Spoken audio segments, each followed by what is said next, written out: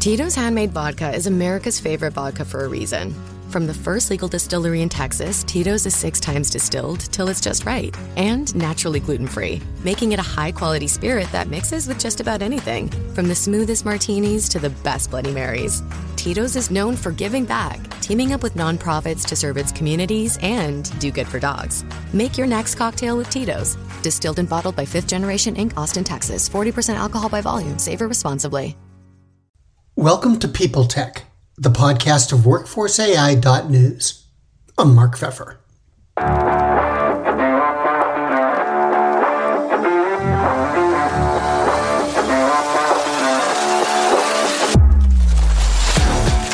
My guest today is Tsai, the co-founder and CEO of Upwage. Their platform is built to uncover high-potential candidates who've been overlooked by traditional recruiting systems. We're going to talk about how that works, but also about other ways data can factor into talent acquisition and decision-making. All that and more on this edition of People Tech. Hey, Diana, welcome. And can you give me just a very few sentences, a little background on Upwage? Yes. 3 years ago, my co-founder, Greg, and I started thinking about how to create an AI safety net for the workforce. And specifically, Greg was doing his PhD in AI and labor markets. We'd known each other from being in the recruiting tech space for quite a while in the past. And as we were talking, we were like, wow, there's unbelievable opportunity that will emerge from AI in the next couple of years. But there's also going to be a lot of devastation. And we wanted to figure out a way to leverage AI to combat the negative impacts of AI. And so one of our big thoughts was, how do we use AI to help people find jobs faster in a world where the job market is going to transform so dramatically? That quest, that North Star led us to what we're building today, which is AI agents, highly advanced behavioral interviewing agents, and AI analysts that are essentially helping companies decrease turnover, decrease time to hire, increase recruiter productivity, and on the other side, deliver an exceptional candidate experience. Now, before we get into some specifics of what you're doing, I have a general question, which is, how do you approach something like AI when it brings certain challenges to it, like embedded bias, for example? How do you balance that with the advantages that it offers? Designed well, it's not a balancing or a counterbalancing game. It's more a understanding of what the limitations and capabilities of AI are, and then being able to leverage it to not just do the base minimum, which is, okay, so here, let me get into the whole bias stuff. What we're really talking about is in the employment space, it's New York Law 144 around automated decision makers when it comes down to automated employment decision tools. And specifically, the concern here for TA leaders is, how do I know if an AI tool is biased? An AI vendor I'm using, are they biased or not? So from a regulation perspective, what was created was this third-party bias auditing that's required. And so essentially what then happens is you have sort of what meeting expectations looks like in the AI bias world, which is my AI treating candidates fairly across protected classes? But what we're not getting into is the nuances of how AI can not only, so it's not enough to actually just beat these bias auditing standards, which frankly, it wasn't very hard for us to do that, to build an AI that is unbiased by all government requirements or by any sort of regulatory compliance requirements. The harder thing is to imagine above and beyond how AI can be used to not just meet bias requirements, but actually significantly decrease bias within the hiring process. So from the very beginning, as we were designing the technology, our thoughts were like, okay, where's the inherent human bias in the system? I've had a bad day. Maybe I'm a little impatient and tired. I mean, I even have this in meetings. Like, I'm not the same person in all my meetings. Sometimes I'm really tired. I'm exhausted. I'm not going to treat everyone the same way necessarily. And that's just being human. So I think one part of it is, how do you create a consistent experience for all? From an interviewing perspective, when recruiters are on phone screens, sometimes 20 back to back. So then what happens by the 20th person? Are they the same person energetically or curiously in the beginning? Is every candidate getting the exact same experience? Not necessarily. And that's not the fault of the recruiter or the human being. So really it is like one element of AI that's really powerful is the ability to create a consistent, emotionally intelligent experience where you're hyper optimistic and curious about this person all the time. But on top of that, what then happens is you also have the hiring manager side of things. And so oftentimes from a hiring manager perspective, when you're analyzing candidates, Hiring managers, for the most part, are trained based on like their hiring manager guides, whatever it happens to be, interview guides. But their full-time job is not recruiting. They didn't necessarily come out of the TA profession. They have a day job. And then as a part thing, they're also doing their interviewing.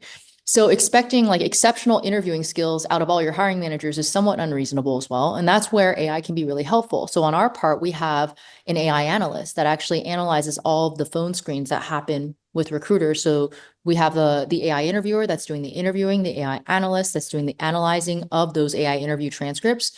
So that way, when a hiring manager actually receives that transcript, it's been pre-analyzed, it has high, medium, low fit, it explains where the fit of the candidate is, and they can dive deeper into understanding that candidate, and really deeper into the interview process and provide a more consistent interview on the interview level. So in those worlds, you can actually see that the system and the new process upgrades the entire system. Like, so essentially like mitigates a lot of the pre-existing bias that we're not even checking for currently. And that's what I mean by just adhering to the regulatory AI bias requirements is the base minimum, like the base minimum. And the easiest part, the harder part is reimagining how a product experience, how an AI experience can like tear to shreds pre-existing bias structures that exist within our hiring processes. Not because people have malintent, and I'm going to reemphasize that, but it's because we're actually human and it's impossible to provide a consistent experience to every candidate as a human being, unless you're just a superhuman, you know? Yeah. So then let me go back and try and ask you a nuts and bolts question about bias.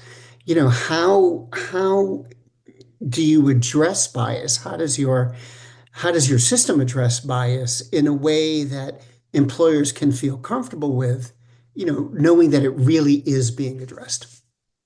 So there's a couple different layers. And so one is, like I mentioned, so we have two different AI agents, right? We have the AI interviewer and the AI analyst.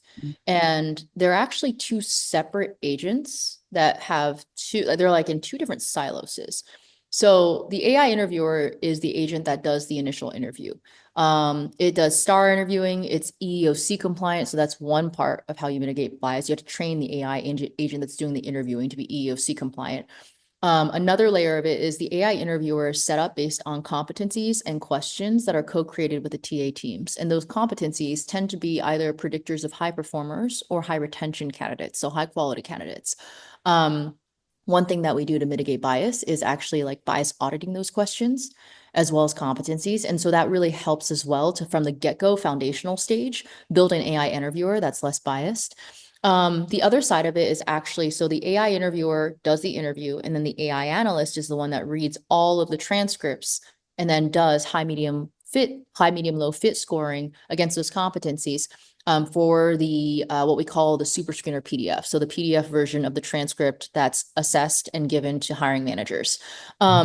So the AI analyst, actually, what we do is before any of that transcript interview, that the AI interviewer the AI interviewer is the one that's conducting the interview before it reaches the AI analyst. We actually redact all PII so that way the analyst is sort of reading blind. It's almost like a blind analysis. Right? So there's no names, there's no any mention of previous employers. We also try to exclude those schools. Because you know what happens, it's like, oh, they're MIT. Well, this is a great candidate, but it's like, is that true? Is that true? Gender, mention of children, all this sort of stuff. So the two things that we look at that's unique, I think, when we talk about going above and beyond, is there's bias when it comes down to protected classes, but there's also non-protected classes. So some of those things that I mentioned before are non-protected classes. So from a regulatory perspective, we are not held accountable to redact or to try to make our product care about things like let's reduce bias against single moms. However, we do it ourselves by self-policing ourselves and building in these checks and balances. And I think that's what, in our mind, it's like, okay, so if you look on our trust center, right, there's the third-party bias audit. And we also have an internal bias audit. Our internal bias audit is taking more into account looking into these non-protected classes, because we also want to make sure that we go above and beyond the regulatory standards around bias. So yeah, I think that's a key thing. I think the other part, just linking it all together, is most of our clients are using our product to increase accessibility. So when they look at their candidate pipeline, it's like, okay, I post a rec, I get 500 applicants. From just a time constraint perspective, it's probably reasonable to expect my recruiter to interview 50 of those, if that, like in the next couple of days, if it's so in that world, then the other 450 applicants never get a chance to be seen. And there's a gut decision that's typically made on reviewing a resume for 30 seconds.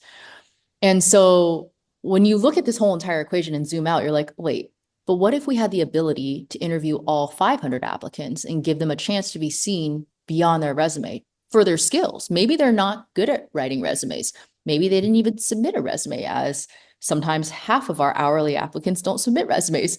So it's like, what if we have no cues? And then you're just making a decision almost blind on whether or not to pass on this person. So the AI interviewer offers the opportunity to increase accessibility within the entire pool, which also naturally increases the diversity of your applicant pool. One other thing I'll mention, like from a systems perspective, as we think about the question of accessibility, bias, inclusivity, is really that we see on average about a third of our candidates are completing their interviews off hours. So they're doing it on the weekends. They're doing it at 2 a.m. after they've tucked their kids into bed. They're doing it after their shifts. Some are passive candidates. They have day jobs, or they're gig workers, and they have multiple day shifts that they have to take care of before they're able to focus on an interview.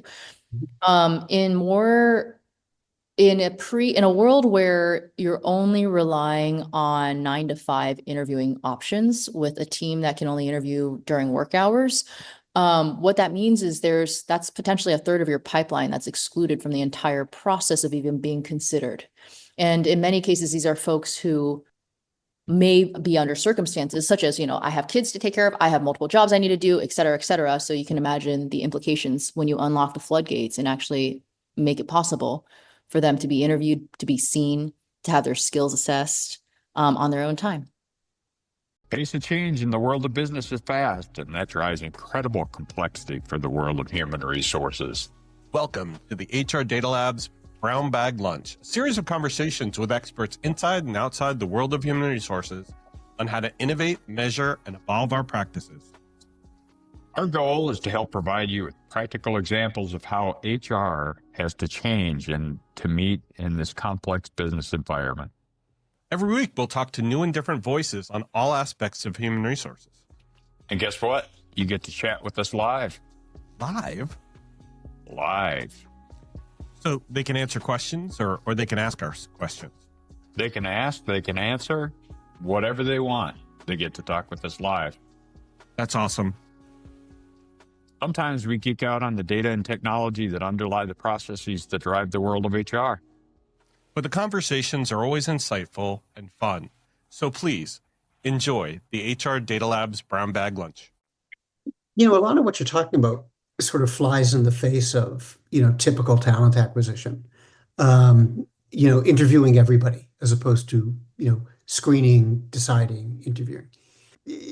Do you run into resistance from recruiters or from hiring managers who think this sounds squishy, there needs to be like a tighter process? Or do they basically look at the results and say, okay, no, this works? We are hyper data driven. So usually our data is pretty bulletproof when it comes down to ROI on this stuff. Look, I think if folks are worried about things being squishy, our approach is always to say, hey, let's do some benchmarking. So first, what we're going to look at is there's a couple metrics that I think are exceptionally compelling to recruiters, and then I'll talk about the one for hiring managers. For recruiters, it's really phone screen pass through to hiring manager ratio. So it's really compelling when it's like, whoa, I just noticed that the number of phone screens I need to take, it was 8-1. I needed to do 8 phone screens to find one great candidate I'm going to pass to a hiring manager, and now it's 4-1. What that means is that Upwage helped me save a lot of time by interviewing everyone, finding the best candidates for me to focus my time on, and now I'm only having to do 4 calls for every person I can pass over to a hiring manager. So what we're not saying is everyone drop your phones, stop doing phone screens and stop doing interviews. We're just saying focus your time on highly qualified, skilled candidates who've actually already gone through an interviewing process. And you might be surprised that some of those may not have had great resumes. You might have passed on them. We get this all the time from recruiters after we run a pilot. And this is the other thing, just run a pilot. And then we ask our recruiters to look out for, is this somebody, like you talked to this person on the phone, they were Upwage ranked high. You've gone through the process, you advanced them. Let's go backwards and look at their resume. Oh my gosh, I would have passed on this person. Whoa, like that's a hidden gem hire. That's actually the stuff we get most excited about. It's like, who are we missing? Like, who are we missing within pipeline? Either by being like, oh, well, you have to adhere to our hours because we're only available from 9 to 5 on Mondays through Fridays. And so if you can't do that, you're out of our process. Second, you know, we just don't have time. Like if your resume is not good enough or you didn't submit one that caught our eye or you didn't submit a resume, okay, just out of the process entirely. We literally don't have, we just don't have time. We don't have physical time to do this. So I think what we see it as is we have created an infinitely patient AI that can spend as much time with a candidate as needed. And oftentimes that's why we get this feedback from candidates, which is like, I love talking to my AI interview. Like that was actually really nice because I felt like I could think about my responses, take my time. I wasn't in a rush. I wasn't nervous. I wasn't anxious. I could make my kids dinner in the middle of my interview, come back and finish. It's like all these kind of things that are actually really make a lot of sense and seem even more emotionally tuned than not, which is why I always find it interesting when people are like, oh, isn't AI dehumanizing? I'm like, no, do I have stories for you on like what is actually humanizing in this process? You know, I forgot one thing, Mark, to your the hiring manager interview. So in terms of how hiring managers build trust with Upwage. So we look at the hiring manager to offer ratio. And so REI is like a really good example of this. They were using our AI for specifically events. And the events are store openings, so live events. And they weren't. So the recruiter started using the AI to phone screen first to help with the phone screenings and the initial screen. And their hiring managers didn't realize they were only like they were basically getting scheduled with these high fit Upwage interviewed candidates that had been phone screened. And the hiring managers actually said to the recruiting team, whoa, like why are this is crazy. This is the best batch of candidates we've ever received. We want to hire them all. That's when we know that we've hit things home with the hiring managers. Oftentimes it's like, do they need to even know AI was involved? Not necessarily. They're just all of a sudden noticing that everyone who they're passed for interview is exceptional and they want to hire everyone. That's usually when we get a signal of like, ooh, something's really, really going well with the tuning process and calibration of the AI. But yeah. But what about on softer things? Like cultural fit. Can AI be useful in that? Super useful. Consistency as well. So the use cases here are universal culture fit interviewers. So essentially, this is something that we actually get commonly asked a lot for. So we have 5 cultural values in the company. We're growing, and we would really, really love to hire folks against our 5 cultural fit values. So we actually take those cultural values and just convert them into competencies. And then we take the competencies and then we generate interview questions based on that. So yeah, it's actually fairly straightforward. So from that perspective, rather than looking at, I want to build an AI interviewer that is going to be focused on competencies that define high performance in this particular role, it's like we're looking at cultural cohesion. We'd like to have, in addition to the skills-based or competency-based interviews, we also want a culture fit interview. Actually, the coolest part that AI can do with this kind of data is we can capture. So this is the question I always ask people leaders. I'm like, how much conviction do you have that your cultural values actually predict a great hire? And then they're like, we don't know. That's a really good question. It's gut instinct, or like the executive team decided, or the founding team came up with these values, or like this has always been our values. And then I just asked like, okay, would it be interesting for us to collect data over time? So we build a cultural fit interviewer. We culturally assess folks, but what I'm saying is maybe on those hires on the back end, we measure performance, we measure retention, we look at all the data, and we start looking at if your cultural values are predictive of the people you actually want to hire. And then maybe we end up tuning your cultural values and everyone's like, whoa, that's crazy. Like to be, and so that's like the opportunity that's opened with AI, is to capture new data sets and refine our approach. We almost think of every AI interviewer, every set of competencies that we develop as a hypothesis or an experiment. We have a hypothesis that this is the interview process that creates a great hire, but can we collect the data on the back end and also along the entire process so we can cross-reference and be like, is this true or not? Let's hold ourselves accountable. And the ability to hold ourselves accountable hasn't really existed in the past. Not when your interview notes are scribbled like bullet point notes that are sometimes one person takes a lot of notes, sometimes someone takes no notes. It's like, what are you using for that data source besides the conversation that was had so you know what I'm saying? Like, it's like we have this whole entire new rich set of data that is consistently collected intelligence from an AI interviewer that can level up the entire team. And I think that's what makes this so exciting. In addition to all of like time savings and automation and productivity and enhancement and all this sort of stuff, it's like, well, we have real data to calibrate on, you know? Yeah. Well, there's a lot going on with this. And have we reached the point with AI where people aren't sort of keeping it at arm's length, where you tell them what your product can do and they just basically believe you as opposed to being really cynical and looking for the holes? So we spent a year gathering data to get to the point where we had the longitudinal case studies to prove out what we were saying. So I think prior to collecting that data, no, people were like, what? Everybody says AI can do all this stuff. But when we were like, oh, here, let us show you. So we ran a longitudinal case study with a company that had 53% turnover in call center roles. And we split test 64,000 applicants. Half went through their existing assessment, half started going through Upwage AI screening. And then we measured this over a year and found that we were able to decrease turnover by a third. Same population, same role, same classes, same time frame, same everything. The only thing that changed was the top of funnel interviewing process and the assessment criteria. So that's the kind of data, I think, the rigorousness at which these experiments have to be conducted to really get to the point where it's convincing. Otherwise, it's just empty. It's just empty promises. So from our perspective, like, we essentially say, what do we need to prove out? What's our level of conviction based off what we've proven in the past? And then how do we track this? And so we do usually monthly ROI capture and reporting, and then quarterly for partners, assuming that most of the ROI reporting we do ends up in the executive suite. It almost always does. And because it becomes a CFO conversation of like, we invested $1, what's our ROI on the dollar? And from our perspective, we're not doing our job unless we can provide a TA leader with, you invested $1, you have recouped, $2 in productivity enhancement, you've recouped another $10 in turnover, et cetera. And so we literally can like capture all the ROI buckets along the way in partnership by working on the data together. So that I think is absolutely key. Otherwise, there's nothing to prove this out. Like, you have to anchor it in data. You're grabbing so much data, and it seems like you're grabbing so much and you're doing so much with it. Does that offer other benefits? I mean, can customers sort through the data or pull off certain data so they can identify, other things besides whether or not this candidate is good or this candidate is bad? Longer term. Well, so you're pointing to our longer term vision, right? Because the way we think about it right now, like the 3 waves of AI transformation, right? Right now, we're in the spot where practitioners are really drawn to the power of AI interviewers on a variety of reasons. Like, at the most base minimum, this will help my team save time. It'll help extend the capacity of my recruiting team. When you go layers deeper, it goes into, this improves the quality of hires, this decreases turnover, this increases revenue in our high performing roles, right? That's where things get really, really interesting from an ROI for the business perspective. But when it comes down to the data, what can happen is this. So today, like at Upwage as an example, we have 2 AI agents, our interviewer and our analyst. There are a couple other AI agents coming along the way. One of those is a stay interview agent that interviews candidates 30, 60, 90 days after they've been hired to understand retention risk, turnover risk.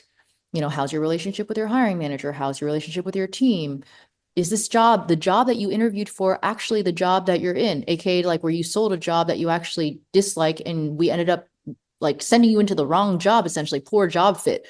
All the reasons people leave. Now, where this data collides and becomes really interesting is if you understand the bottom of the funnel post-hire, and you can bring that data to the top, then you can build better interviewer agents, because the interviewer agents will better understand, like, they can learn from the fact of, oh, I did a really bad job. Like, that was not actually correct. We're sending candidates the wrong signals. We're finding folks that actually end up hating this job and they really aren't going to stick. Like, so we can do a better job at that. What are the competencies in the interview questions we should actually be doing top of funnel? So that's where the data gets fascinating.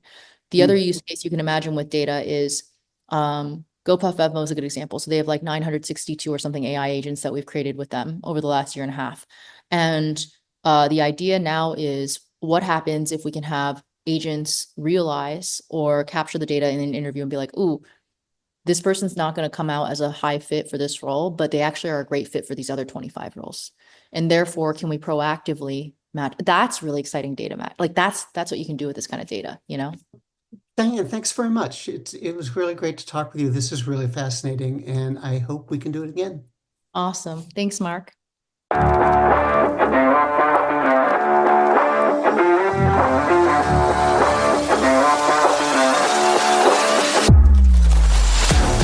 My guest today has been Diana Tsai, the co-founder and CEO of Upwage. And this has been People Tech, the podcast of WorkforceAI.news. We're part of the Work Defined Podcast Network. Find them at www.wrkdefined.com. And to keep up with AI technology in HR, subscribe to Workforce AI today. We're the most trusted source of news in the HR tech industry. Find us at www.workforceai.news. I'm Mark Pfeffer.